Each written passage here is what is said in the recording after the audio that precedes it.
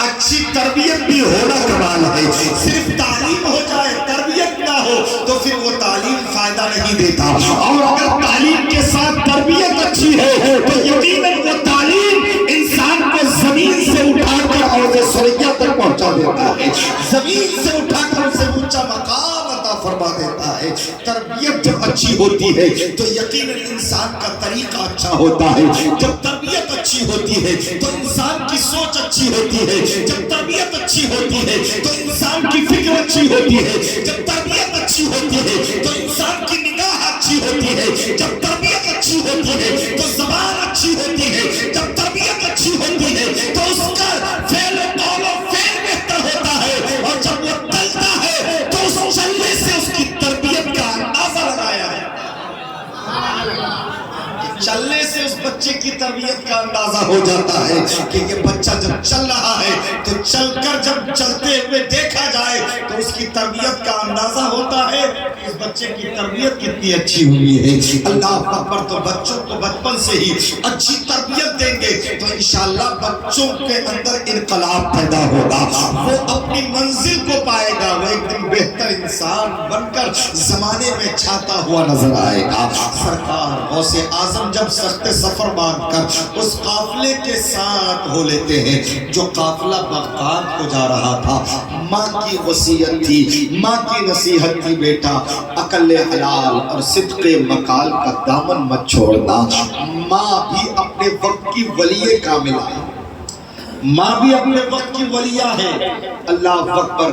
آپ ذرا سوچیں کہ چلتے وقت غوث اعظم کی والدہ نے یہی دو نصیحتیں کی, اس کے علاوہ کچھ نہیں کہا.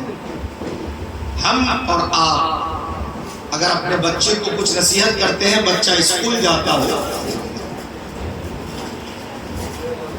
بچہ اسکول جاتا ہو تو ہم کہتے ہیں بیٹا اسکول جا رہے ہو, کسی سے لڑنا نہیں, کسی سے جھگڑنا نہیں, اپنے ٹیچرز کا احترام کرنا, اس کا ادب کرنا.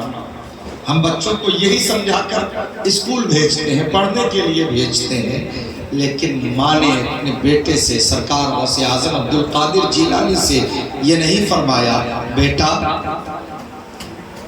لڑنا نہیں, جھگڑنا نہیں, محنت سے پڑھنا, یہ کچھ نہیں. صرف دو باتیں کہ بیٹا عقل حلال اور صدق مقال کا دامن کبھی مت چھوڑنا.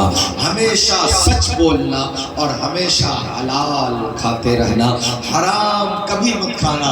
حرام کا لقمہ اپنے اندر جانے مت دینا.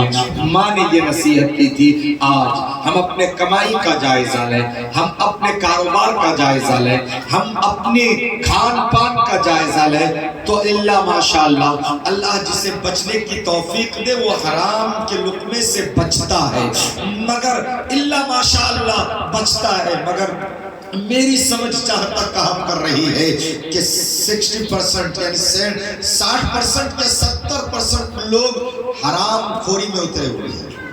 حرام خوری سے باز نہیں آتے. وہ حرام کمائی پر توجہ نہیں دیتے. کمائی ہونی چاہیے چاہے جیسی ہو, کمائی ہونی چاہیے. یہ حلال ہے یا حرام ہے اس کی کوئی فکر نہیں ہے. رشوت لینا اس کے لیے بڑا آسان ہو جاتا ہے. کسی کا کوئی کام کرانا ہے تو اتنے روپے خرچ ہوں گے, جبکہ وہاں وہ خرچ نہیں ہوتا ہے.